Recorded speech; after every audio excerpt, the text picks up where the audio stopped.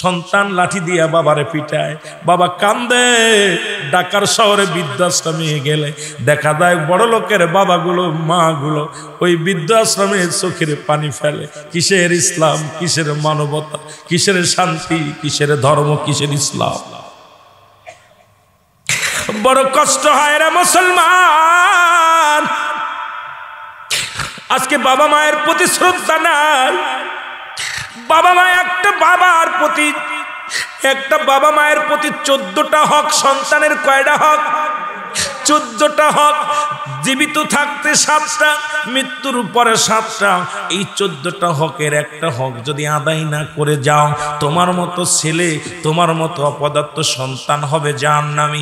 এই সন্তানেরা বাবার হক আদায় করতে পারি না, ইসলামের বিধান মানতে পারি না। আল্লাহ, ও আমার আল্লাহ, আমাদেরকে ইসলামের বিধান মেনে চলার তৌফিক দান করো। জোরে জোরে বলেন আমিন।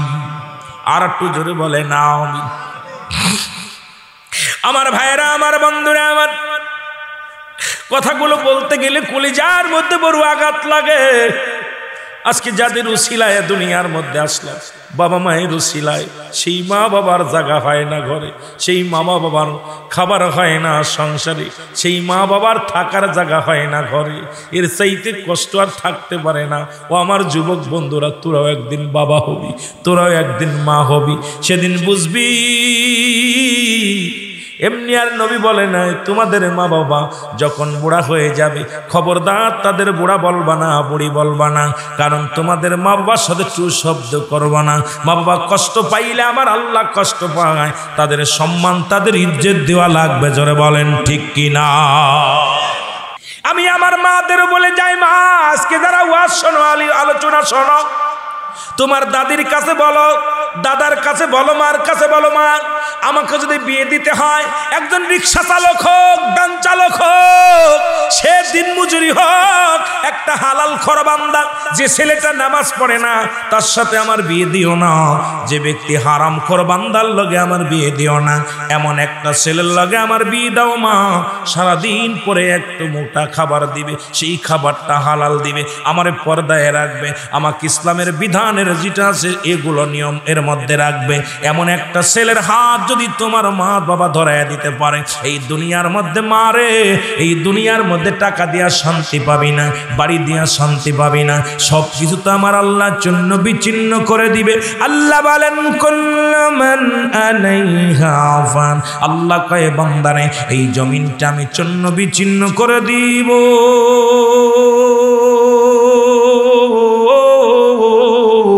এই জমিনের মধ্যে যত মাটি আছে আমি আল্লাহ মাটিগুলো পোড়ায়া তামা বানায়া দিব।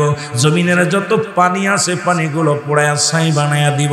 এই জমিনের মধ্যে যেদিন কিচ্ছু বলতে কিচ্ছু থাকবে না, সেদিন থাকবো আমি শুধু আল্লাহ। সুতরাং কার জন্য সুদ খাও, কার জন্য ঘুষ খাও, কার জন্য জীবন গড়ে মুসলমান, সব কিছু তোমার পর। একবার চিন্তা করে দেখো, সব তোমার পর, সব তোমার পর। জোরে বলেন ঠিক কিনা?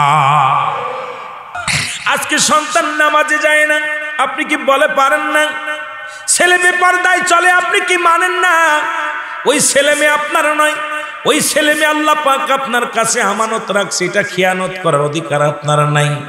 নামাজ আদায় করে নাই, ছেলেকে তেজ্য করে দেন। মেয়ে বেপর্দায় চলে, মেয়েকে তেজ্য করে দেন। ওর জন্য কেঁদে লাভ নাই, ওর জন্য ভালোবেসে লাভ নাই, জাহান্নামে চলে যেতে হবে। ওই ছেলে একদিন বুকে লাথি মেরে দিবে, বলে আব্বা জান আপনি শীতের দিনে নামাজ পড়তেন, একদিনই তো আমার বলেন নাই, একদিনও আমার তাগিদ দেন নাই। মেয়ে বলবে আব্বা গো কত বেপর্দায় চলাফেরা করতাম, একদিনও আপনি আমারে রাগ করেন নাই, গালি দেন নাই, মারেন নাই। আজকে আপনি জান্নাতে চলে যান, আমি জাহান্নামী হবে না। আপনার বুকে লাথি মেরে দিয়ে মেয়ে যাবে জাহান্নামী। আমি এই জন্য আপনাদেরকে বলে যাই, ও মানুষ, ও ভাই, আপনার কেউ নয়, অঙ্গ প্রত্যঙ্গ আপনার বিরোধিতা করবেন। আপনার সম্পদ, পৃথিবীর সব সম্পদগুলো আপনার বিরোধিতা করবেন। দুনিয়ায় সম্পদ করলেন ঘুষ খাইয়া, সুদ খাইয়া। মুসলমান শুনে নাও, যত পাপ করলেন দুনিয়ার মধ্যে, আপনার সম্পদের ভাগ ঠিকই সন্তানেরা নিবে, কিন্তু পাপের ভাগটা কেউ নিবে না। এই দুনিয়ার সম্পদ খাবে লোকে, আপনার দেহটা খাবে পোকে। জোরে বলেন ঠিক কিনা? এই দুনিয়ার সম্পদ খাবে কিসে? লোকে। আপনার দেহ খাবে কিসে? এই জন্য ছোটবেলা বাবাই বলতো বাবা মানুষের মতো মানুষ হতে হবে, দাদাই বলতো নাতিরে মানুষের মতো মানুষ হতে হবে, উস্তাদ বলতো মানুষের মতো মানুষ হতে হবে, যার কাছে যেতাম সেই বলতো মানুষের মতো মানুষ হতে হবে। চিন্তা করতাম যে লোকটা আমারে বললো মানুষের মতো মানুষ হতে হবে, উস্তাদেরও দুইটা হাত আমারও দুইটা হাত, আমার টিচারেরও দুইটা পা আমারও দুইটা পা, টিচারেরও দুইটা চোখ আমারও দুইটা চোখ, টিচারেরও একটা মাথা আমারও একটা মাথা। হয়তো উনি বড় আমি ছোট, হয়তো উনি বয়সে বড় আমি বয়সে ছোট, কিন্তু মানুষের মতো মানুষ হতে বলে কারণটা কি? এখন বুঝতে পারি কেন বলতো তারা রে মুসলমান। আজকে মানুষের মতো মানুষ হইয়া বিদেশ থেকে লন্ডন থেকে আমেরিকা থেকে লেখাপড়া করে অফিসে বসে তারা সুদ ঘুষ ছাড়া কোনো কাজ করে না, এরা মানুষ কি অমানুষ? জোরে বলতে হইব। তোর ডিগ্রি দেওয়া হবে কি? বিদেশ থেকে লন্ডন থেকে ডিগ্রি নিয়ে হবে কি? তুই তো অমানুষ, তুই তো মানুষ হতে পারিস নাই। তুই বড় অফিসার হয়ে লাভ কি? অফিসার হয়েছিস কিন্তু তুই তো মানুষ, কোনো মানুষ হতে পারিস না। এই মানুষ হইয়া যে ব্যক্তি মানুষ মুসলমান শুনে নেন, পিএইচডি করে ডাক্তার হলো, রুগী মারা গেল তার হাতে বাজান টাকার অভাবে, টাকা দিতে পারে নাই, এই জন্য অপারেশন করে নাই, ভালো মতো চিকিৎসা করে নাই। এই ডাক্তার কি মানুষ না অমানুষ? জোরে বলেন মানুষ কে অমানুষ? আজকে অফিসে বসে যারা সুদ খায় ঘুষ খায় এরা মানুষ কে অমানুষ? যারা সুদ খায় তারা মানুষ কে অমানুষ? জোরে বলেন মানুষ কে অমানুষ? এই মানুষ হয়ে যারা গাঁজা মদ খায় তারা মানুষ কে অমানুষ? জোরে বলেন মানুষ কে অমানুষ? এই মানুষ হইয়া মিথ্যা মামলা যদি একজনের বিরুদ্ধে দেয় সে কি মানুষ কে অমানুষ? জোরে বলেন মানুষ কে অমানুষ? এই মানুষ হইয়া যে টিচার তার ছাত্রকে জ্ঞান দেয় না, শুধু প্রাইভেট পড়ানোর জন্য দান্দা শুরু করে, এই টিচার কি মানুষ না অমানুষ? জোরে বলেন মানুষ কে অমানুষ? ওরে গত কয়েকদিন দেখলাম ইন্টার পরীক্ষার রেজাল্ট দিল, প্রায় 500-র উপরে ছাত্রছাত্রীদের কাছ থেকে লক্ষ লক্ষ টাকা নিছে, তাদেরকে লেখাপড়া সারা পাস করাইয়া দিবে, রেজাল্ট আউট করে দিবে। এরা দুনিয়ার শিক্ষা জাতির মেরুদণ্ড, আজকে শিক্ষার জন্য তারা ভয়ঙ্কর। এই সমস্ত টিচারগুলো মানুষ না মানুষ? আরো জোরে বলেন মানুষ কে মানুষ? যারা বুড়ো বয়সে বাবা মারে ঘর থেকে তারা দিল, এরা মানুষ কে মানুষ? জোরে চিল্লায় বলতে হবে মানুষ কে মানুষ? পৃথিবীর মধ্যে যারা জিনা হবে বিচার করে তারা মানুষ কে মানুষ? আসতে বলেন। এখন আপনি বুকে হাত দিয়ে বলেন কিসের ওয়াজ আপনার কাছে? নিজের বুকে হাত দিয়ে বলেন এখন আপনি মানুষ হইছেন কি অমানুষ আছেন? এখন আপনার দ্বারাই যদি ইসলামের বিধান মানেন মুসলমান, ওয়াজ শোনা লাগবে না, বক্তৃতা শোনা লাগবে না, আপনি যে একজন মানুষ হয়েছেন কি অমানুষ হয়েছেন। আজকে রাস্তায় দাঁড়ায়া ঘুষ নেন, সুদ নেন, আজকে সমাজের মধ্যে ব্যভিচার বেপরদায় চলেন, আর বলেন আমি মানুষ মানুষ মানুষ। আমার নবী বলছে বাল হুয়া কিলাফ, এই দুনিয়াটা হলো এই দুনিয়াটা হলো মুসলমান পচা দুর্গন্ধ।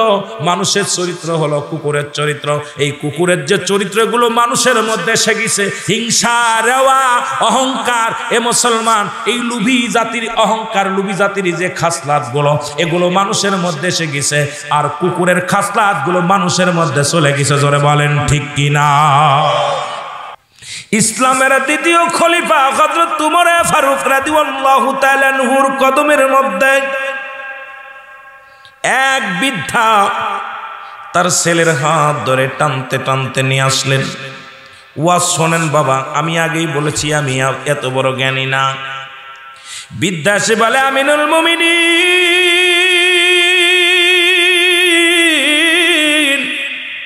আপনি ইসলামের দ্বিতীয় খলিফা, আপনার কদমের মধ্যে আমার সন্তানকে ধরে আনছি, আমার ছেলের বিচার করা লাগবে। আল্লাহু আকবার বলো। কার বিচার করা লাগবে? ছেলের বিচারের জন্য বাবা হাত ধরে নিয়ে আইছে সন্তানকে। খলিফা হযরত ওমর ফারুক রাদিয়াল্লাহু তাআলা আনহু বলে, যুবক বিদ্যারে, তোমার ছেলে এমন কি অপরাধ করেছে, এমন কি অন্যায় করেছে যে তোমার ছেলের বিচার করা লাগবে? বলে হুজুর আমার ছেলের অন্যায় করেছে, বিচার করা লাগবে। এক নাম্বার অন্যায়, আমার ছেলে দুনিয়ার মধ্যে মানুষ হত্যা করছে। কেমন বাবা আর কেমন সন্তান, এই হত্যা করেছে, বিচার চায়। হযরত ওমর ফারুকের রক্তগুলো টকবক করে উঠছে। ইসলামের দ্বিতীয় খলিফা অত্যন্ত কড়া ছিলেন, অত্যন্ত রাগী ছিলেন। খাত্তাবের বেটা উমার যে রাস্তা দিয়ে যাইতো শয়তান যাইতে ভয় পেত। ও মুসলমান শুনে নাও, বলেন 1 নাম্বার অপরাধ আমার ছেলে দুনিয়ার মধ্যে মানুষ হত্যা করছে। হযরত ওমর ফারুক বলে, যুবক রে, তুমি কি জানো না মানুষ হত্যা করা মহাপাপ? তুমি কেমনে মানুষকে হত্যা করলা? হত্যার বদলে হত্যা, তুমি মানুষ হত্যা করেছো, কঠিন বিচার হবে, তোমার মৃত্যুদণ্ড হবে। যুবক বলে, হুজুর আমি মেনে নিলাম, আমি অন্যায় করেছি, আমি মেনে নিলাম হুজুর, আমি মেনে নিলাম। জোরে জোরে চিল্লায় বলেন আল্লাহু আকবার। 2 নাম্বার অপরাধ গো, আমার ছেলে মাদক সেবন করে। আল্লাহু আকবার বলেন। আমার ছেলে মাদক সেবন করে। হযরত ওমর ফারুক ক্ষিপ্ত হয়ে বললেন, যুবক রে, তুমি কি মাদক সেবন করো? বলে, জি হুজুর। বলে, এটা গুরুতর অপরাধ। বলে, হুজুর আগে জানতাম না, এখন জেনেছি, যে বিচার হবে আমি মেনে নিলাম। নাম্বার 3 বলে, যুবক বিদ্যা, তোমার নাম্বার 3 বলো। বলে, হুজুর আমার ছেলে দুনিয়ার মধ্যে জিনা ব্যভিচার করে। বলে, এটাও গুরুতর অপরাধ, কারণ পৃথিবীর মধ্যে যদি কোনো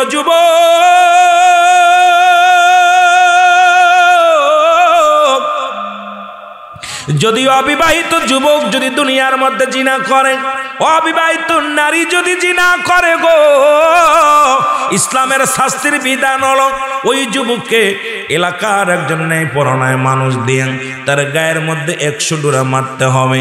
কয়েক ডোরা মারলে যেন মারা যায়, যদি মারা যায় বাকি অংশগুলো তার জানাজা কাপন পরা গোসল করাবেন, কাপন পরাবেন, দাফন করাবেন, বাকি বেতের বাগাতগুলো ওই কবরের উপরে মারা লাগবে। এটা হলো ইসলামের বিধান। একটা যুবক যদি আজকে পাবনার জমিনে এই যেমন যদি একটা যুবক যুবতীর বিচার করা হতো গো, আল্লাহর কসম কোন যুবতী কোন নারীর হাত ধরে টানতে পারতো না, কোন নারী কোন পুরুষের হাত ধরে টানতে পারতো না। আমার দেশের ছেলেরা রিসোর্টে যেত না, আমার দেশের ছেলেরা পার্কে যেত না। আজকে আমাদের কপাল খারাপ, এই বিচারগুলো করা হয় না। জোরে জোরে বলেন ঠিক কিনা? এ হলো যুবকদের জন্য বিচার, অবিবাহিত নারী পুরুষের বিচার। পৃথিবীর মধ্যে যদি কোনো বিবাহিত পুরুষ বিবাহিত নারী জিনা করে, আজকে পত্রিকা খুললেই দেখা যায় পরকীয়া, দেখা যায় বাবা ছেলে রয়েছে বিদেশে, স্ত্রী আর নাই, দেখা যায় মুসলমান প্রতিটা বাড়ির মধ্যে জিনা ব্যভিচার, অন্যায়। কিসের ইসলাম মানো, কিসের তরিকা মানো, কিসের মুসলমান, কিসের কোরআন মানো? কোরআন যদি মানতে তোমার দ্বারাই কোনোদিন ব্যভিচার করা সম্ভব ছিল না। গত দেখেছি 3 মাসের মধ্যে 906 জন বলৎকার ধরা পড়েছে আমার দেশে, তাদেরকে আবার জেলখানার মধ্যে বন্দী রাখছে। আমি বলি বাংলাদেশের মুসলমান, যেখানে 90% মুসলমান, বাংলাদেশের মধ্যে কোনো বলৎকারকে বাঁচানো সম্ভব নয়। পৃথিবীর মধ্যে তাদের সশরীরে, পৃথিবীর মধ্যে সজমিনে মানুষের সামনে তাদের মৃত্যুদণ্ড দেওয়া লাগবে। জোরে জোরে বলেন ঠিক কিনা? যদি কোনো বিবাহিত পুরুষ বিবাহিত নারী যদি জিনা করে, সর্বপ্রথম তাদের মাটির নিচেই পুঁততে হবে, বুক পর্যন্ত মাটির নিচেই পুঁততে হবে। তুমি কত বড় মাওলানা, তুমি কত বড় মুফতি, কত বড় মুহাদ্দিস, তুমি টাকাওয়ালা হও বাড়িওয়ালা হও, বিধান হলো আল্লাহর কোরআনের বিধান, রাসূলের সুন্নাত তরিকার বিধান হলো বিবাহিত নারী বিবাহিত পুরুষ যদি জিনা করে, সঙ্গে সঙ্গে তার বুক পর্যন্ত মাটির ভিতরে পুঁততে হবে, কঙ্কাল নিক্ষেপ করতে হবে, যতক্ষণ পর্যন্ত মৃত্যুবরণ না করে, যতক্ষণ পর্যন্ত মরণ নিশ্চিত না হবে, ততক্ষণ পর্যন্ত তাকে পাথর মারতে হবে, ইট মারতে হবে। যখন নিশ্চিত হয়ে যাবেন উনি মারা গেছে, তখন তার মাটি করে লাশটা উঠাবেন। লাশ উঠায়া পৃথিবীর কোনো কুকুর শিয়াল দেখায়া দিতে হবে। কোনো জিনাকারী নারী, জিনাকারী পুরুষ বিবাহিত, এদের দাফন করানো যাবে না, কাফন পরানো যাবে না। একটা বিচার যদি বাংলার জমিনে হতো, আল্লাহর কসম বাংলার জমিনে পরের বড় হাত ধরে টানাটানি বন্ধ হয়ে যেত। জোরে বলেন ঠিক কিনা? এ দুনিয়ার মুসলমান,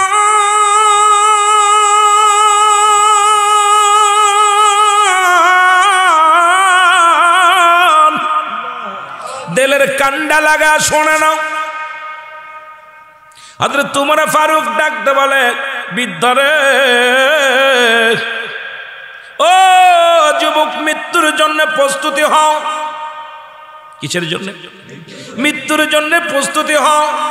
খোলা তরবারি হাতের মধ্যে নিয়ে উমর ফারুক একদম টকবগে রাগ শরীরের ভিতরে, দেহের মধ্যে, কারণ পাপিষ্ট মানুষকে হত্যা করবে। উমরের চোখ দিয়া পানি বাইর হবে না, তরবারি কাঁপবে না, হাত কাঁপবে না। যুবক ডাক দে বলে, আমিনুল মুমিনিন,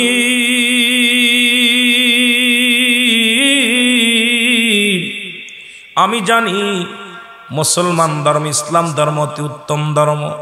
আপনি ইসলামের দ্বিতীয় খলিফা। আপনার কাছে আমার আব্বাজান যখন হাত ধরে নিয়ে আসলো, আমি জানি আপনার কাছে গেলে ন্যায় বিচার পাবো। এই জন্য আপনার কাছে আসার সময় আমি বাধা দিই নাই। আমার আব্বাজান যখন আমার হাতটা ধরে আপনার কাছে নিয়ে আসলো, আমি তাকে বাধা দিই নাই। আপনি যে বিচার করবেন আমি মেনে নিলাম, তবে আপনি ন্যায়পরায়ণ বাদশা একজন। আপনার কাছে আমার দাবি, আমার বিচার করার আগে আমার আব্বাজানের বিচার করা লাগবে আগে। হযরত উমর ফারুক বলে, যুবক, তোমার বাবার কি বিচার করবে বলো? বলে, আমিনুল মুমিনিন, এক নাম্বার অপরাধ আমার বাবার। সে আমাকে একটা ভালো মা দেয় নাই, আমাকে একটা মা দেয় নাই। মুসলমান গভীর মনোযোগ, আমাকে যে মা দিছে সেই মা হলো জিনাকারিনী, সেই মা হলো বেগানা পুরুষের হাত ধরে চলে, সেই মা বাজার ঘাট করে, বেহুদা চলাফেরা করে। সুতরাং এক নাম্বার অপরাধ করছে আমার আব্বা, আমাকে একটা ভালো মা দেয় নাই। প্রাথমিক বিদ্যালয় মায়ের কোল, আমরা উলামায়ে কেরাম বলি, শিক্ষক বলে, সবাই বলে, বাবা প্রাথমিক বিদ্যালয় হলো মায়ের কোল। সেই মা যদি আজকে অধিকাংশ আমাদের সন্তানদের মা ভালো না, মা বেপরদায় চলে, এখনো মা ঝি একসাথে যায়, মেয়ে বুরকা পরলে মা বুরকা পরে না, মায়ের বক্কাটি, মায়ের কপাল কাকায় কাপড় থাকে না। মুসলমান শুনে নাও, দিলের কান্ডা লাগায় শুনে নাও। আজকে আমাদের জামানায়, আগের জামানায় যখন মুরব্বীরা আপনার সন্তানাদি বিয়ে দিত, আগে দেখতো গোষ্ঠী দেখতো, এইবার দেখতো ধক এরা বা নামাজ, মেয়েটা নামাজি কিনা, ছেলেটা হালাল কোরবান্দা কিনা। এখন আমরা দেখার সময় পায় না, আমরা হয়েছি এখন সুন্দরী পুজরি, ধলা পুজরি। এখন ধলা চামড়া হলেই পাগল হয়ে যায়, আর এই ধলা চামড়াগুলো পেট খালি, পিঠ খালি, কপালের পর এক নুক্তা লাগায় চলে। এরা দেখবেন মায়ের খেদমত করে না, বাবার খেদমত করে না, ওর মা ওর শ্বশুরের খেদমত করে নাই, শাশুড়ির খেদমত করি নাই। ও আয়সা, আপনাকে নিয়ে কোনভাবে আলাদা করা যাবে, কোনভাবে সংসারে ঝামেলা করা যাবে, ও আপনার নিয়ে শান্তিতে থাকতে দেবে না। জোরে বলেন ঠিক কিনা? আমার ভাইয়েরা, আমার বন্ধুরা, আমি আপনাদেরকে বলি, যুবকেরা যারা বিয়ে করিস নাই, তোদের পায়ে ধরে বলে যায়, একটা রিক্সা চালকের মেয়ে বিয়ে কর, ভ্যান চালকের শাদী করিস নাই, তোদের পায়ে ধরে বলে যায়, সুন্দরীর পিছে দৌড়াস না, রূপ দেখে দৌড়াস না।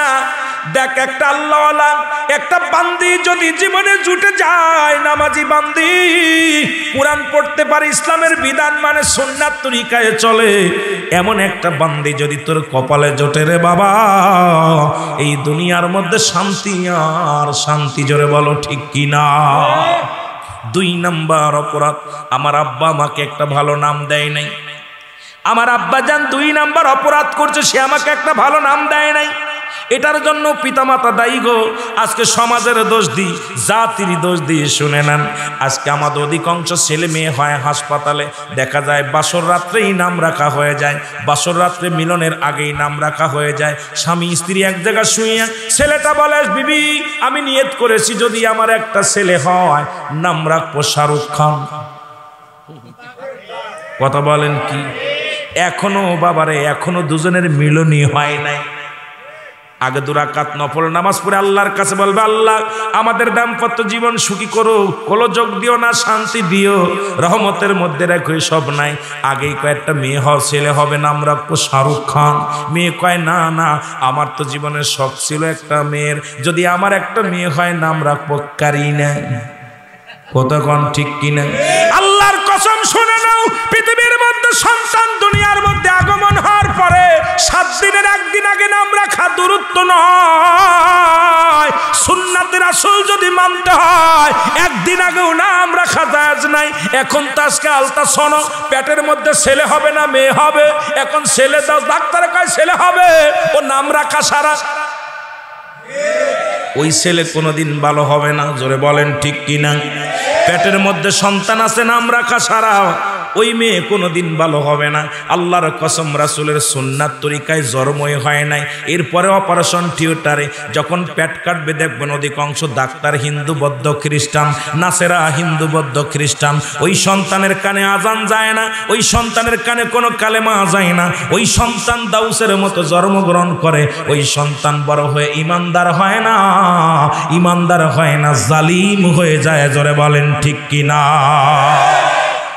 এ আমার ভাইরা, আমার বন্ধুরা, আমার কথা মনে আসেনি? মুরব্বী বলে, আমিরুল মুমিনিন, এত অন্যায় করার পরও আপনি আমারে বোঝার সুযোগ দান করলেন, মনে আসেনি বাবা? আপনি আমারে আরেকবার সুযোগ দেন, আমি যেন নিজেকে শুধরাইতে পারি। আমাকে কালেমা পড়াইয়া দেন। সঙ্গে সঙ্গে পিতা পুত্রকে কালেমা পড়াইয়া দিলেন, লা ইলাহা ইল্লাল্লাহু সাল্লাল্লাহু আলাইহি ওয়াসাল্লাম। জোরে জোরে চিল্লায় বলা যাবে না মারহাবা? এ আমার ভাইরা, আমার বন্ধুরা, আমার গভীর মনোযোগ। এই জন্য আমি বলতেছিলাম, ওই কথাটা বলা পর মানুষের মতো মানুষ হতে হবে। তুমি কিসের মানুষ? নিজেকে আজকে শুধরানোর জন্য চেষ্টা করো, নিজেকেই বাঁচানোর চেষ্টা করো। আজকে সমাজ জাতিকে যদি বাঁচাইতে চাও, তোমার নিজের যখন পাল্টাবা, পরিবর্তন করবা, দেখবা জাতি পরিবর্তন হয়ে যাবে, দেশ পরিবর্তন হয়ে যাবে। যুবক জাতি, যুবকরা হলো মুসলমান জাতির মেরুদণ্ড আমরা বলি। মুসলমান শুনে নাও, আল্লাহর নবীর এক সাহাবী, বাবা কথাগুলো বললে আপনারা বুঝতে পারবেন। মুসলমান একজন যুবক সাহাবী রাহমাতুল লিল আলামিনের পিছে নামাজ পড়ে, 5 ওয়াক্ত সালাত আদায় করে। বলেন আল্লাহু আকবার। কয় ওয়াক্ত? 5 ওয়াক্ত সালাত আদায় করে। আর ওই মসজিদের সামনে এক যুবতীর বাড়ি, উনি মুসলিম। যুবকের মাশাআল্লাহ দেখতে শুনতে অনেক ভালো, অনেক সুন্দর চেহারা। প্রতিনিয়ত যুবককে ডিস্টার্ব করে, প্রেমের অফার দেয়। যুবক বলে, না না, এটা সম্ভব নয়, কারণ আমার মরতে হবে, আমার নবীর আদর্শ মেনে চলতে হবে। যুবতী রে, তুমি আমার ডিস্টার্ব করো না, আমি আল্লাহর ভয় পাই, রাসূলকে আমি ভালোবাসি, ইসলামের মধ্যে প্রবেশ করেছি, সুতরাং আমার দ্বারাই অন্যায় করা সম্ভব নয়। আল্লাহর নবী একদিন ওয়াজ করতে করতে রাত হয়ে গেছে, রাত্র হয়ে গেছে। যুবক রাতের অন্ধকারে যখন বাড়ির দিকে যাইতেছিল, যুবতী উৎপেতে বসেছিল লোক নিয়ে। সঙ্গে সঙ্গে যুবককে ধরে নিয়ে ঘরের মধ্যে নিয়ে গেলেন। ঘরের মধ্যে নিয়ে যুবককে বললেন, আমার দিকে তাকায়া দেখো। যুবক চক্ষু দুটো বন্ধ করে রাখলেন। যুবতী গায়ের কাপড় খুলে ফেললেন, পণ্যের কাপড় খুলে ফেললেন, একদম উলঙ্গ হয়ে গেলেন। উলঙ্গ হয়ে যুবককে আলিঙ্গন করতে চাইলেন।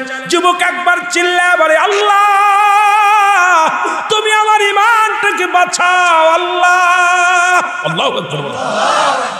কারণ তুমি বলেছ মুমিনদের জন্য একটা নয়, দুটি নয়, 8টা জান্নাত প্রস্তুতি করে রেখেছো।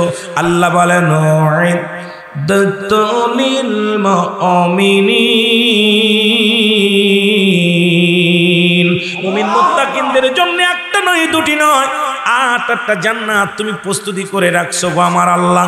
ওই একটা জান্নাত তুমি আমারে দিও আল্লাহ। দুনিয়ার কোন সুন্দরীর লোভ লালসা আমারে ফেলায়ও না। সঙ্গে সঙ্গে যুবকটা বেহুশ হয়ে জমিনের মধ্যে পড়ে গেছে।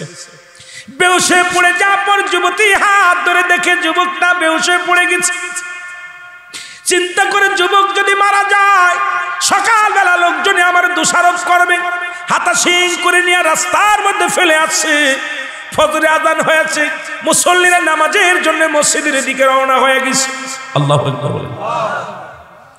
নামাজের দিকে রওনা হয়ে গেছে। নামাজ শেষ করে আসার পথে দেখে আল্লাহর নবী সেই যুবক সাহাবী জমিনের মধ্যে পড়ে আছে। তাকে হাতাশিং করে বাড়ি আনলেন, চিকিৎসা করলেন। ওই রোগী কথা বলে না। 3 দিন সময় চলে গেল। 3 দিনের মধ্যে হুঁশ হলো না। এমন সময় হুঁশ হলো, বাবাকে ইশারা দিয়ে বলে, বাবা আমাকে এক টুকরা কাগজ দাও, একটা কলম দাও। কাগজ আনলেন, কলম আনলেন। এই কাগজের মধ্যে লিখে দিলেন, আমার আব্বাজান, ও আমার আব্বাজান, আমি আপনার হক আদায় করতে পারলাম না। দুনিয়ার মধ্যে আমি যদি অপরাধ করে থাকি আমারে আপনি মাফ করে দিবেন। আমি অপরাধী, আমি আপনার কলিজার টুকরা সন্তান হইয়া আমি কোনো খেদমত আপনার করতে পারলাম না। এই দুনিয়া থেকে বিদায় হয়ে গেলাম, এই দুনিয়া থেকে বিদায় হয়ে গেলাম। আমার আব্বাজান, আমার আব্বাজান, আপনি আমাকে মাফ করে দিবেন। আর আমি যদি মারা যাই, রাতের অন্ধকারে মারা যাব, দুনিয়ার কোনো মানুষজন আমার কাফনের দাফনের কাপড় ঠিক পায় না। আপনার ঘরের মধ্যে আমার দাফন দিবেন, আপনি যাতে আমার কাফন পরাইবেন, নিয়ে যাতে আমার দাফন দিবেন, নিয়ে যাতে আপনি কবর খুঁজবেন। পৃথিবীর কোনো মানুষজন জানে না আমি আপনার কাছে এই দাবিটা করে গেলাম। আমার আব্বাজান, কথাও শেষ, দুনিয়া থেকে যুবকটা মারা গেলেন। আল্লাহ নবী সালাত নামাজ আদায় করে বলে, আমার সাহাবীরা রে, আজ কয়টা দিন হয়ে যায় আমার সাহাবীরে দেখি না, আমার যুবকরে দেখি না। আমার যুবক নামাজ ছাড়তো না, আযান পড়ে গেলে মসজিদে চলে আসতো। আজকে আমার যুবক কেন মসজিদে আজ কদিন দেখি না? সাহাবীরা বলে, হুজুর হয়তো কোনো মেহমান বাড়িতে গেছে, হয়তো কোথাও কোনো কাজের জন্য ব্যস্ত আছে।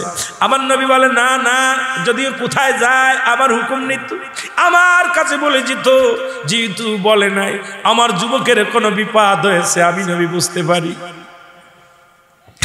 আমার নবী বলেন, সাহাবীরা রে খবর নাও। যুবকের বাড়িতে চলে গেলেন সাহাবীরা, সালাম দা, আসসালামু আলাইকুম আলাল বাইত। ঘরের মধ্যে কোয়াসুনি, ওয়ালাইকুম আসসালাম, ওয়ালাইকুম আসসালাম। কয় হুজুর, আপনার যুবক, আপনার ছেলেটা কোথায় গেছে? বলে, বাবা আমি জানি না। বলে, কোথায় গেছে জানেন না? কেমন আছেন জানেন না? বলে, বাবা আমি কিচ্ছু জানি না। বাবার চোখের পানি এসে গেছে, কারণ সন্তানের লাশ বাবার কাঁধে কত ভারী। যারা সন্তানের লাশ কাঁধে নিছেন, বাবার লাশ কত ভারী সন্তানরে জিগাবেন রে মুসলমান।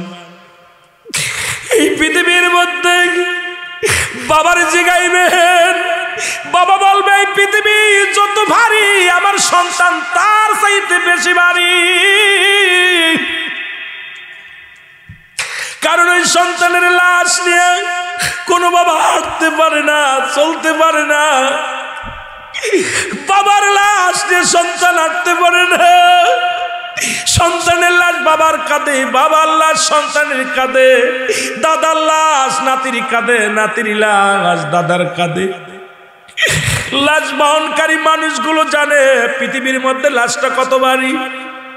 বাবারা ভাইয়ের লাশ যারা কাঁধে নিচ্ছেন, ভাইয়ের লাশটা কত ভারী ভাই জানে। আল্লাহ কখন যেন বিদায় হয়ে যাব, এই দুনিয়ার মায়া ছেড়ে চলে যাব।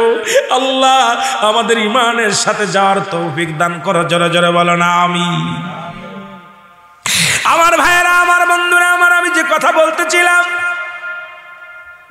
আল্লাহর নবীর কাছে সাহাবীরা বলে, ইয়া রাসূলুল্লাহ, ইয়া হাবিবাল্লাহ, নবীগণ আপনার যুবক কোথায় আছে বলতে পারে না। আপনার যুবকের সন্তান তার বাবা দেয় নাই। আল্লাহর নবী বলেন, যুবকের বাবার চেহারা কি দেখলা? বলে, হুজুর সন্তানের কথা বলার সঙ্গে সঙ্গে দেখলাম চোখের কোনা দিয়ে পানি। সন্তানের কথা বলতে যাইয়া বাবার চোখে পানি আসছে। নবীর আর বুঝতে বাকি নাই। নবী বলে, সাহাবীরা রে দাঁড়া, আমি নবী নিজেই যাব। আল্লাহর নবী আস্তে আস্তে করে চলে আসলেন, বাড়ির ভিতরে চলে আসলেন। আল্লাহর নবী সালাম দেয়, আসসালামু আলাইকুম আলাল বাইত। ওয়ালাইকুম আসসালাম। নবী বলে, দরজা খোলো। দরজা খুলে দিলেন।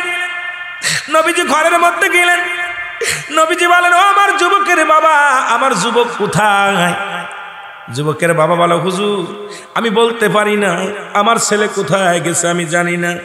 নবী কয়, তুমি বলো কোথায় গেছে, কোন মেহমান বাড়িতে গেছে, কোথায় গেছে? বলে, জানি না হুজুর, জানি না। বলার সঙ্গে সঙ্গে রাসূলুল্লাহর নজর গেল ওই ঘরের মধ্যে, মাটি, নতুন মাটি খোঁড়া।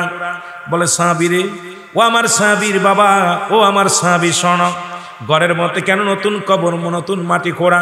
বলি ইয়া রাসূলুল্লাহ, ইয়া হাবিবাল্লাহ, যেহেতু আপনি দেখে ফেলেছেন আমি আপনার আর লুকাবো না। এই যে মাটি খোঁড়া, আমার কলিজার টুকরা সন্তান দুনিয়ার মধ্যে আর নাই। আমার সন্তান চিরদিনের জন্য বিদায় হয়ে গেছে। আমি রাতের অন্ধকারে আমার কলিজার টুকরা সন্তানের এই মাটি খুঁড়ে দাফন করে রাখছি। জোরে বলো আল্লাহু আকবার।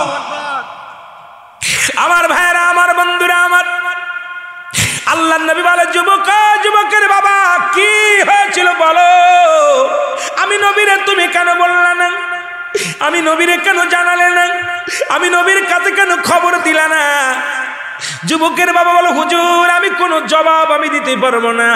যুবকের লেখা একখানা কাগজ আমার কাছে আছে, চলন। যুবকের লেখা কাগজ খানা রাহমাতুল লিল আলামিনের কদমের মধ্যে পেশ করলেন।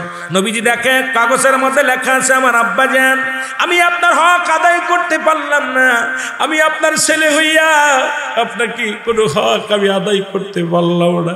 আমার আব্বা জান, আপনি আমারে মাফ করে দিবেন, আমারে আপনি ক্ষমা করে দিবেন। আমি রাতের অন্ধকারে যদি মারা যায়, আমারে পৃথিবীর কোনো মানুষের জানতে দিবেন না, পৃথিবীর কোনো মানুষ যেন জানে না। আপনি নিজ হাতে কাফন পরাবেন, নিজ হাতে দাফন করাবেন, নিজ হাতে কবর দিবেন, পৃথিবীর কোনো মানুষ যেন জানতে পারে না। এ মুসলমান, নবীজি দেখিয়া কাগজ দেখিয়া টপ টপ করে চোখের পানি ছেড়ে দিলেন। জোরে বলো আল্লাহু আকবার। আল্লাহর নবী বলে, জিবরিল রে, কি হাকিকত আমার একটু জানায়া দে। আল্লাহ বলে, জিবরিল রে, যা আমার হাবিবে জানায় ইসলামকে যুবক এত ভালোবাসতো, ইসলামের বয় নবীকে এত ভালোবাসতো।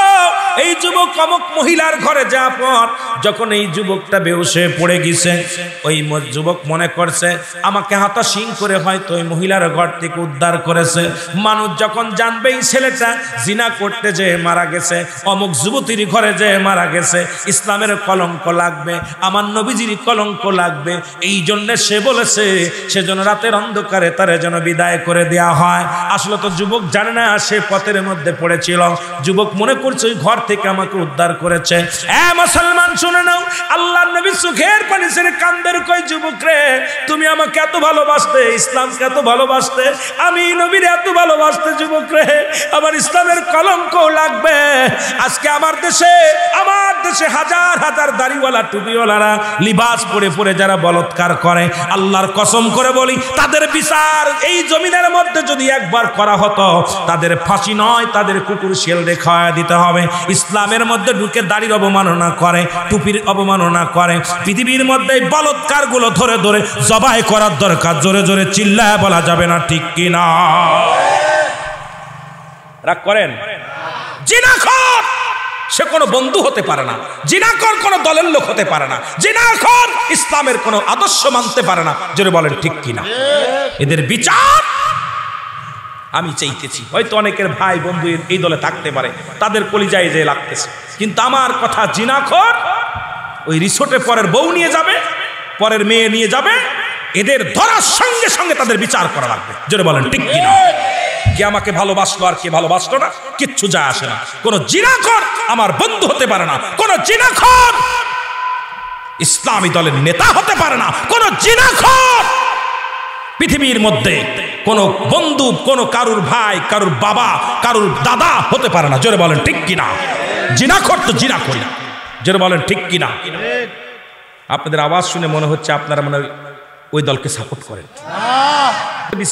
আজকে দেখা যায় প্রায় এইগুলো যখন পড়ি, হিন্দুরা খ্রিস্টানরা হাসাহাসি করে, ইহুদিরা কয় দেখো হুজুররা কি করছে। কথা বুঝেন? আরে ভরা পড়ে ইসলামের বিধান, 4টা বিয়ে আছে, বিয়ে কর, তোর একটা দরকার নেই, 4টা বিয়ে কর। তারপরে তুই বলৎকার করিস, ছোট ছোট মাসুম বাচ্চার সঙ্গে বলৎকার করিস। এদেরকে ধরে জবাই করতে হবে সশরীরে। এই ওয়াজ যদি আমি করি, অনেক আলেমের গায়ে পড়ে যায়, অনেক টুপিওয়ালার গায়ে পড়ে যায়, দাড়িওয়ালার গায়ে পড়ে যায়। আমার কথা হলো আগে নিজে শুধরাও।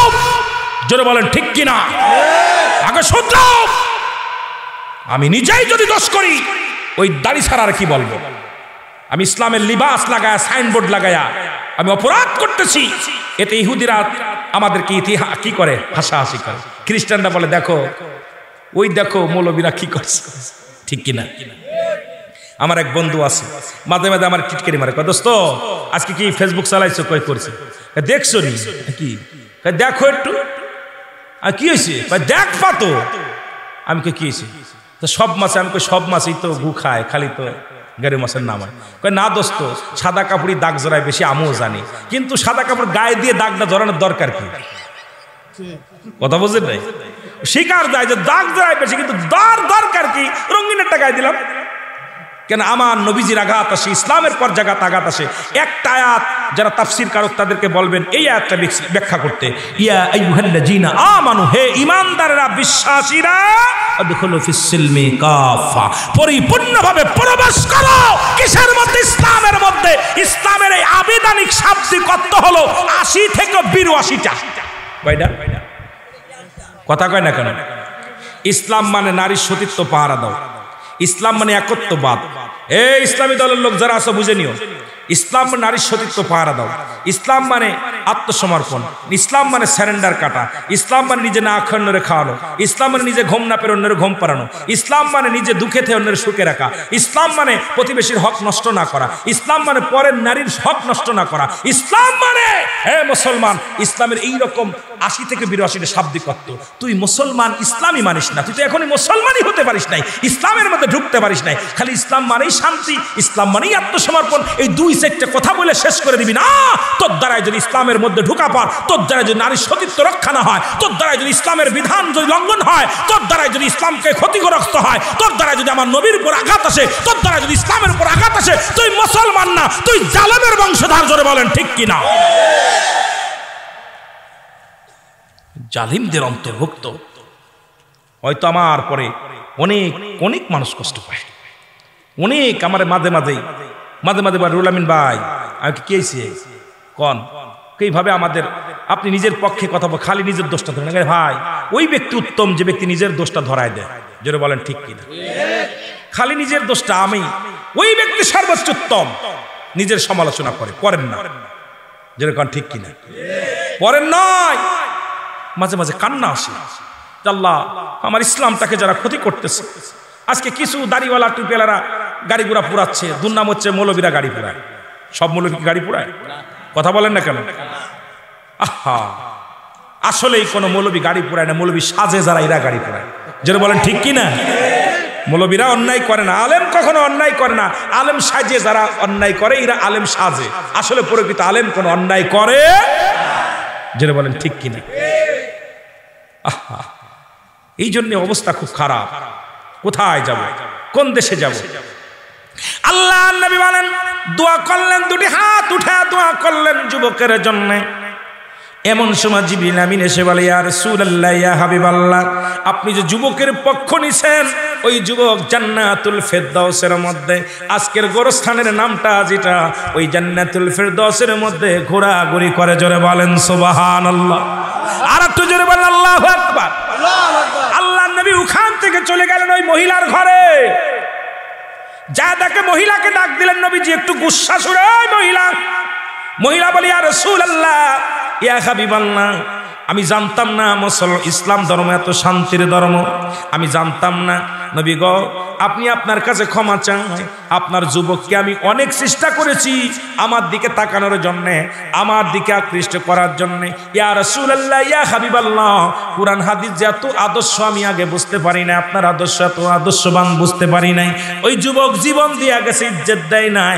আমি এই ধর্মের মধ্যে থাকবো না যে ধর্মের মধ্যে ইজ্জতের কোনো দাম নাই। ইয়া রাসূলুল্লাহ, ইয়া হাবিবাল্লাহ, আপনি আমাকে কালেমা পড়ায়া দেন, আমি ওযু করে আসি, গোসল করে আসি, পবিত্র হয়ে আসি। আমি আর একটা মিনিট অমুসলিম থাকতে চাই না, অন্য ধর্মের মধ্যে থাকতে চাই না, যে ধর্মের মধ্যে নিজেকে বিলিয়ে দিয়া পারু। কোন যুবক আমার দিকে তাকায় না, আমার দিকে লক্ষ্য করে না, আল্লাহকে ভয় করেছে, রাসূলের প্রেম অন্তরে জাগছে। নবী গো, এই ধর্মের মধ্যে আমি জীবনটা কাটায় দিতে চাই, আপনি আমারে কালেমা পড়ায় দেন, লা ইলাহা মুহাম্মাদুর রাসূলুল্লাহ সাল্লাল্লাহু। আরে আমার বাবারা, আইরে আমার বাবারা, দেখেন না ইসলামের কত আদর্শ। আমাদের আদর্শ দেখে মুসলিমেরা কালেমা পড়েছে। দেখেন না, আর আজকে আমাদের অবস্থা, আমাদের দেলোয়ার হোসেন সাইদি একটা ওয়াজ করতে আপনারা সবাই জানেন, আল্লামা দেলোয়ার হোসেন সাইদি সাহেব একটা ওয়াজ করতেন যে মসজিদের মধ্যে, রাসূলের মসজিদের মধ্যে এক ইহুদি দাঁড়ায়া প্রস্রাব করে। কি করে? ওয়াজটা মনে হয় সবাই জানেন। আমিও ছোটবেলা ওনাকে অনুসরণ করতাম, এখনো আমি ওনাকে সম্মান করি। যে যা বলে বলুক, আমি ওনার ওয়াজিং জগতে, যেহেতু ওনারা আমাদের গুরু, আমরা তো ছাত্র, যারা আমাদের সাথে একটু ভালো আলোচনা করে তাদের দিকে আমাদের খেয়াল করা উচিত। জোরে বলেন ঠিক কিনা? আমি ব্যক্তিকে নয়, আমি তার আমলকে অনুসরণ করি। সে ব্যক্তি কি হলো ওটা আমার দেখার বিষয় না। কথা বোঝেননি? তো উনি একটা ওয়াজ করতেছিলেন যে রাসূলের মসজিদের মধ্যে এক ইহুদি দাঁড়ায় প্রস্রাব করতেছে। আল্লাহর নবী সাথে সাহাবী ধমক দিছে, ধমক দিছে। নবীজি বলতে ধমক দিও না, ধমক দিও না, ওর প্রস্রাবটা ক্লিয়ার হতে দাও, সম্পূর্ণ বোতল ক্লিয়ার করুক। আল্লাহু আকবার বলেন না? দেখেন না ইসলাম কত শান্তির ধর্ম। উনার ওয়াজ, আমার ওয়াজ না। কথা বুঝেননি? উনি ওয়াজটা করছে, আপনারা শুনছেন না? তো উনি ওয়াজটা করতে ঠিক এইভাবে বলতেছেন। এরপরে ওই ইহুদির প্রস্রাব শেষ, নবীজি উঠা পর উঠছে। তো বাবা ও তো সাহাবী তো খেপে গেছে, মসজিদের মধ্যে প্রস্রাব করতেছে, ইবাদত খানায়। নবী কি না, নবী কষ্ট পায় না? নবীজি বলতেছে, সাহাবী ধমক দে, সাহাবীর থামো। নবীজি বলতেছে, যুবক তুমি যে কাজটা করলা, তোমাদের কি কোনো উপাসনা আছে যেখানে ইবাদতখানা আছে? আছে। তুমি যে কাজটা করলা, এই কাজটা যদি আমি নবী তোমার ওই ইবাদতখানায় করতাম, তোমার কেমন লাগতো? দেখেন নবীজির আদর্শ। যুবক বলতেছে, হুজুর যে কাজটা আমি করছি, এই কাজটা যদি আপনি করতেন, নিশ্চিত আপনার কাল্লা কাটা পড়ে যেত। কথা কর নাই? নবীজি বলতেছে, তাহলে তো তোমার সমাধান তুমি নিজেই দিছো। কথা বোঝেন নাই? যুবক বলতেছে, ইহুদি যুবক বলতে, ইয়া রাসূলুল্লাহ, ইয়া হাবিবাল্লাহ, এটাই তো বলে ইসলাম। এত বড় অন্যায় করা পরও বুঝার সুযোগ দিছে। ইয়া রাসূলুল্লাহ, ইয়া হাবিবাল্লাহ, আপনি আর আমি অন্য ধর্মের মধ্যে নয়, আমাকে আপনি কালেমা পড়ায় দেন, আমি কালেমা পড়ে মুসলমান হব। লা ইলাহা মুহাম্মাদুর রাসূল সাল্লাল্লাহু সুবহানাল্লাহ বলেন। আর এখন আমাদের আদর্শ কি? ধরো, মারো, কাটো। এটার নাম তো ইসলাম না, এটার নাম ইসলাম নয়। আপনি ভালোবেসে বুকে নেন, ভালোবেসে কথা শুনান, ভালোবেসে ডাক দেন। আজকে আমার সমাজ, আমার জাতিকে বাঁচাইতে হলে ভালোবাসার বিকল্প নাই। যেটা বলেন ঠিক কিনা? ভালোবাসার বিকল্প নাই তো কোনো আশা, বন্ধ মুখের ভাষা, চারিদিকে দেখি শুধুই অন্ধকার, চারিদিকে দেখি শুধুই অন্ধকার। বল নাই তো কোনো আশা, বন্ধ মুখের ভাষা, চারিদিকে দেখি শুধুই অন্ধকার, চারিদিকে দেখি শুধুই।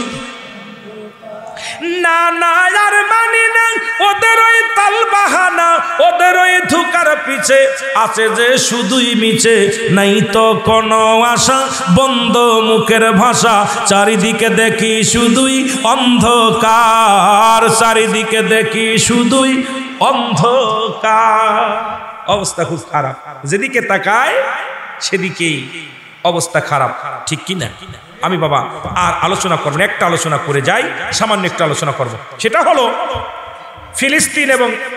ফিলিস্তিন এবং কোথায়? ইসরায়েল। ফিলিস্তিন এবং এই সতর্কবাণীটা আপনাদের দিয়ে যাই, সতর্কবাণী দিয়ে যাই। সরকারি দলের, বিরোধী দলের, যে যে দলের লোক আছেন, আমি আপনাদেরকে সতর্ক দিয়ে যাই। ভালো করে খেয়াল করেন।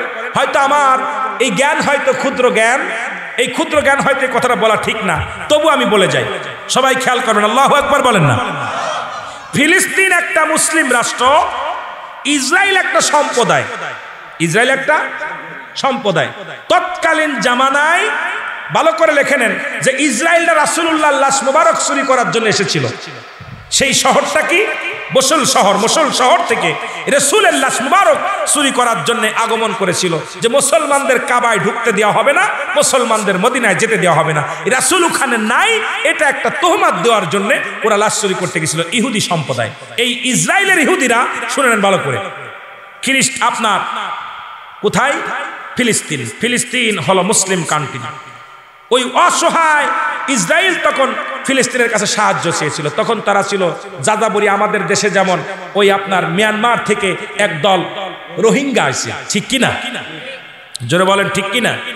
এই রোহিঙ্গা আছে, রোহিঙ্গাদের মতো ইসরায়েল একটা সম্প্রদায় তখন মুসলমানদের কাছে সাহায্য চায়, কারণ কুরআনুল কারীমের মধ্যে সূরা তাওবা কয় নাম্বার? 6 নাম্বার আয়াত। কয় নাম্বার? সূরার নাম কি? জোরে বলেন, কয় নাম্বার? সূরার নাম কি? বাবা নাম কি? সূরা তাওবা নাম্বার কত? আল্লাহ বলেন, হাবিব আপনার কদমের মধ্যে যদি কোনো অমুসলিম আগমন করে সর্বপ্রথম তাদের বসতে দেন, যদি তারা আপনার কাছে নিরাপত্তা চায় নিরাপত্তা দেন, যদি আপনার কাছে নিরাপদ স্থানে পৌঁছা দিতে বলে পৌঁছায় দেন, যদি সাহায্য চাই সাহায্য করেন। হুকুম কার? ভাই কোরআন থাকলে পড়ো, না থাকলে আমার জিব্বা কেটে নিবা। এখন আপনারা তো বাড়াবাড়ি কই থেকে আসে? নবীজিকে আল্লাহ হুকুম দিত যদি কোনো অমুসলিম আপনার কাছে আসে, অমুসলিম যদি আপনার কাছে সাহায্য চাই সাহায্য দেন, নিরাপত্তা চাইলে নিরাপত্তা দিবেন, যদি আপনার কাছে সাহায্য চাই সাহায্য দিবেন, যদি আপনার নিরাপদ স্থানে পৌঁছা দিতে বলে পৌঁছায় দেন। ঘোষণা কার? আল্লাহ। আপনার কোরআন পড়বেন, ভালো করে পড়বেন, এত ব্যাখ্যা আমি যাইতে পারবো না, ভালো করে দেখে নেবেন আমার বাবারা। তাহলে আমি মৌলবী হইয়া এত বাড়াবাড়ি কিসের? কথা বুঝে নিন, কিসের মানুষ? আপনার এইবার বুকে হাত দিয়ে বলেন যে আপনি নামাজ পড়লেন না, ইসলাম মানলেন না, স্ত্রীর হক আদায় করলেন না, ছেলে মেয়ের হক আদায় করলেন না, প্রতিবেশীর হক আদায় করলেন না, আপনি বলতেছেন আমি মানুষ।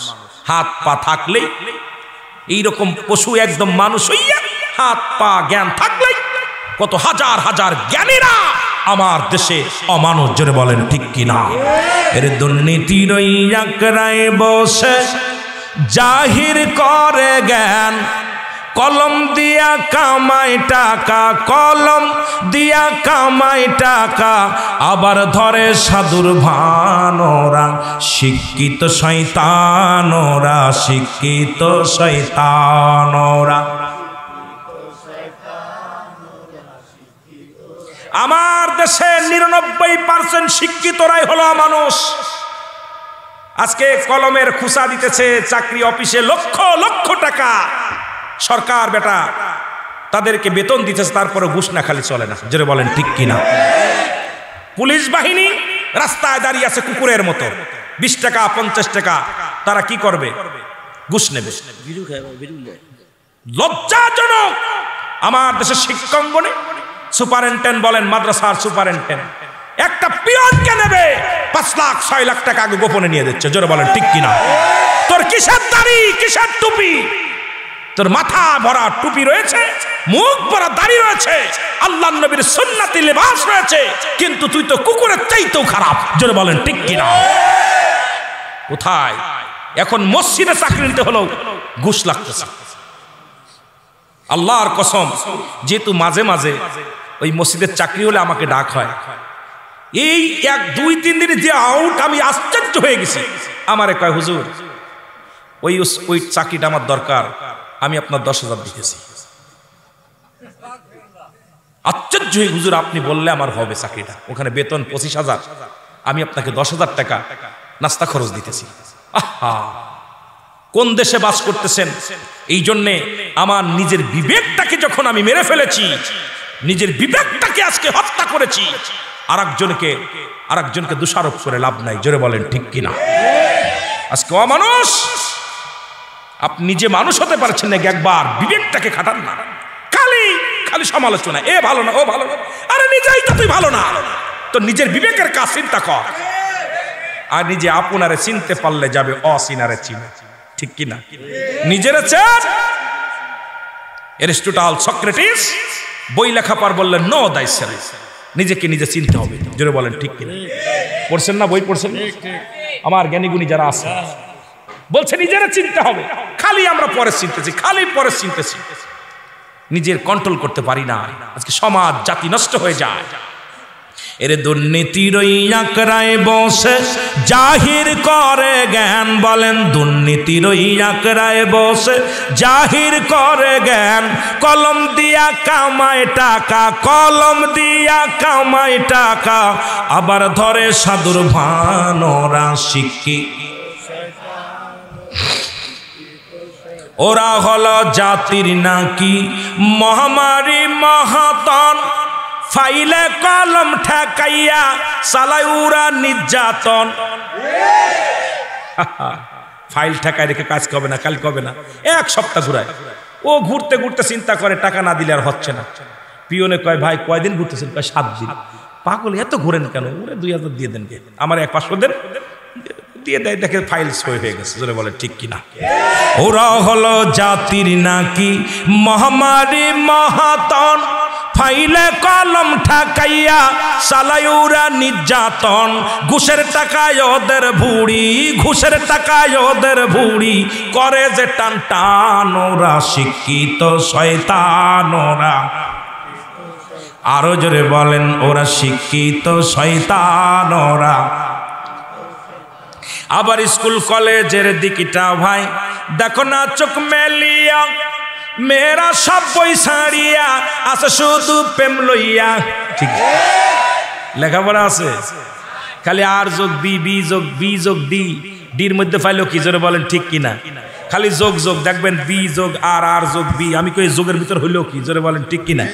এখন মসজিদের মেম্বারও লেখা থাকে, সেদিনকে এক মসজিদে কিছু দেখি যে মসজিদের পাশে সব জায়গা বি, বি যোগ বি, সি যোগ। আমি কি কিরে হইলো কিরে?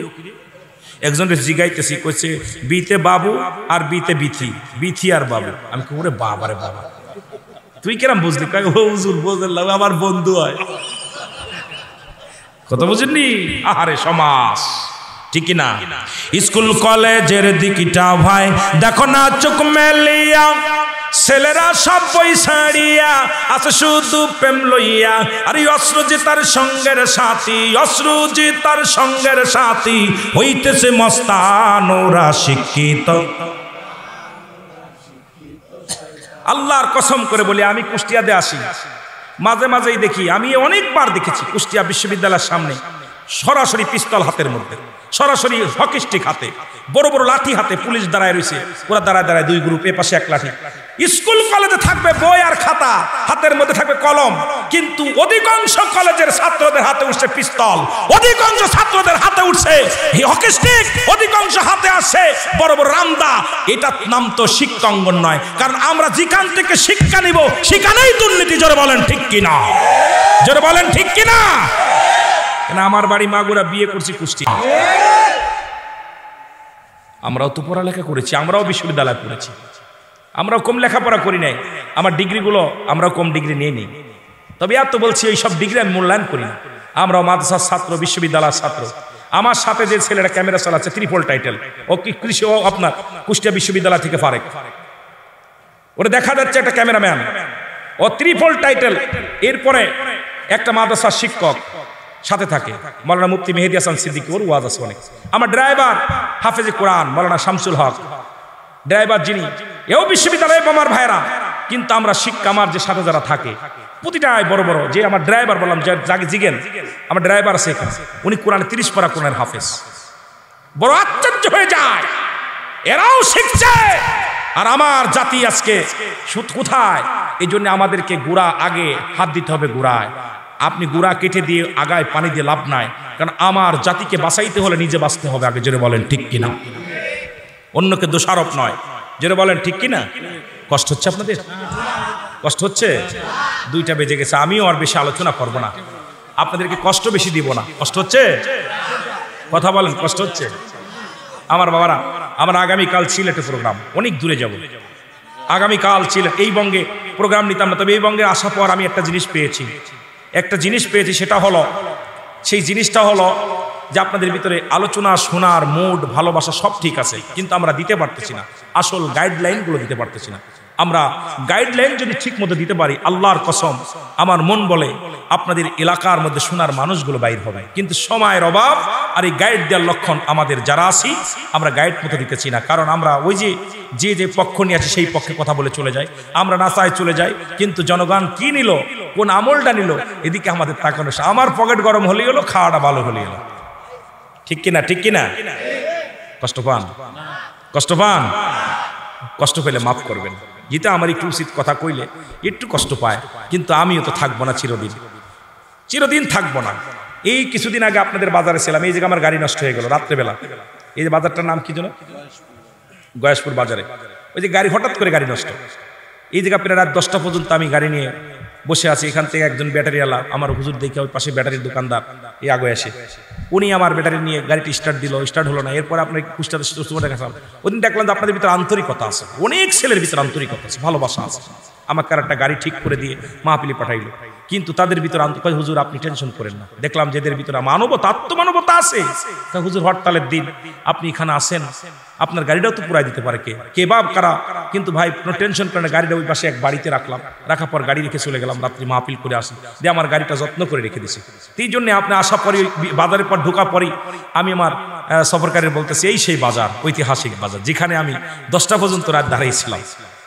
আমার ভাইরা যে জন্য ভালো মানুষ এখনো আছে, এখনো ভালো মানুষ আছে, কিন্তু আমাদের এই ভালো মানুষগুলো আমরা নষ্ট করতেছি, চিনতেছি না, না চিনার কারণে আমরা সুযোগ পাইতেছি না, আমার বাবারা ভালো কথাগুলো বলতে পারতেছি না, সমাজ জাতিকে বাঁচাইতে পারতেছি না, ওইটা দোষ আমাদের কপালের। জোরে বলেন ঠিক কিনা? একটু মুহাব্বতে দুরূদ শরীফ পড়েন, আল্লাহুম্মা চলো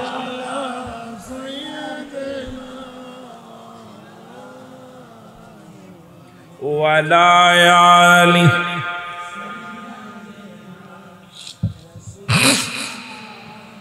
এখন ইসরায়েলেরা আসলো ওই ফিলিস্তিনের কাছে সাহায্যের জন্য, আমরা অসহায়, আমাদের খাইতে দাও, পড়তে দাও, জায়গা দাও।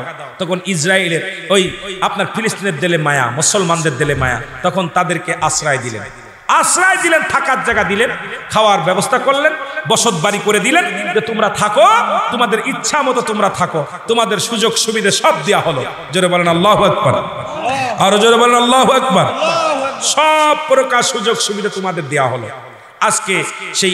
আজকে সেই ফিলিস্তিনকে দাঁত ভাঙ্গা জবাব ওই হযরত উমরে ফারুক যখন রাসূলে পাক সাল্লাল্লাহু আলাইহি সাল্লামকে হত্যা করার জন্য খোলা তরবারি নিয়ে যাচ্ছিল, আমার নবীকে বলতেছেন হুজুর হযরত উমরে ফারুক, তখন খাত্তাবের বেটা উমর, তখন হযরত হয় নাই, তখন উমর, খাত্তাবের বেটা উমর খোলা তরবারি নিয়ে আপনাকে হত্যা করতে আসছে। নবীজি বলছে কি বলো, আমি তো কোনোদিন উপকার করি নাই উমরকে।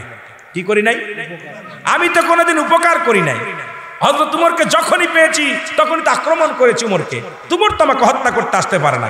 দেখা যায় ঠিকই হযরত উমর খোলা তরবারি রাসূলুল্লাহর পায়ের গোড়ে ফেলে দিয়ে কালেমা পড়ে নিছে। জোরে বলেন সুবহানাল্লাহ। ইহা দ্বারা প্রমাণ হয় যে উপকার করলেই সে ক্ষতি করবে। জোরে বলেন ঠিক কিনা? তা ইসরায়েলের জানোয়ারগুলোকে খাওয়াইলেন, পড়াইলেন, খাইতে দিলেন, বসতে দিলেন।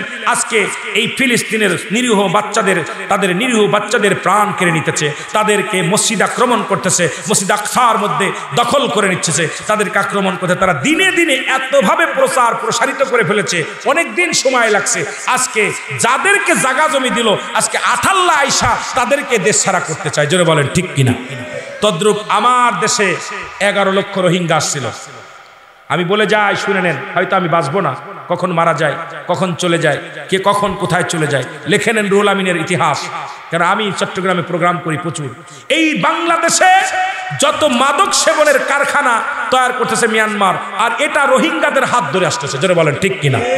জোরে বলেন ঠিক কিনা? আমার দেশে প্রায় ধরা পড়তেছে রোহিঙ্গারা মাদক নিয়ে আসতেছে, গাঁজা নিয়ে আসতেছে, ইয়াবা নিয়ে আসতেছে। সুতরাং আমার দেশে 11 লক্ষ রোহিঙ্গা ঢুকেছিল, এখন প্রায় কোটিতে চলে গেছে। কোথায় গেছে? প্রতি বছর তারা এমন ভাবে বিস্তার করতেছে, তারা অল বাংলাদেশটা গ্রাস করবে। প্রতিও রং বদলাচ্ছে ক্ষণে ক্ষণে। তারা এই আপনার ওই বাংলাদেশে কাঠ পাওয়ার জন্য, বাংলাদেশি হওয়ার জন্য অনেক ঘুষ দিয়া পায়তারা করে কাঠ বানাইতেছে, আপনার ওই ভোটার হইতেছে। আপনার তারা দেখবেন যত মানুষ কয়েকদিন আগে পুলিশ বাড়ি মেরে ফেলেছে, একজন সেনাবাহিনীকে বাড়ি মেরে ফেলেছে। সুতরাং এই জঙ্গলি সংগঠন এই মিয়ানমার থেকে এসেছে। প্রতি ফস করে সরকারি দল, বিরোধী দল, এক কথায় মুসলমান আমরা যারা আছি, মুসলমান, হিন্দু, বৌদ্ধ, খ্রিস্টান, আমাদের ঐক্যবদ্ধ হয়ে ওদেরকে এদেশ থেকে দ্রুত পাচার করতে হবে, ওদেরকে ওদের জায়গায় ফেরত দিতে হবে। না হয় এমন একটা দিন আসবে ওই রোহিঙ্গারাই আমাদের বাংলাদেশের মধ্যে যুদ্ধ বিগ্রত বাধায় দেবে। জোরে বলেন ঠিক কিনা? কারণ ওরা স্বার্থের জন্য বছর ঘুরতে ঘুরতে 1 কোটি মানুষ বানায় ফেলেছে। আপনি ওখানে গেলে আশ্চর্য হয়ে যাবেন। আর ওদের এত হিংসু হায়না দেখছেন, আপনার ডিসকভারিতে হায়না দেখছেন না? আপনার বাঘে ভয় পায় হায়নারে, সিংহ ভয় পায় হায়নারে, ঠিক হায়নার মতো চরিত্র সমস্ত রোহিঙ্গাদের। তাদের আমরা খাইতে দিছি মানবতার দিক থেকে। আমি মাননীয় প্রধানমন্ত্রীকে ধন্যবাদ জানাই, আমরা সাধুবাদ জানাই।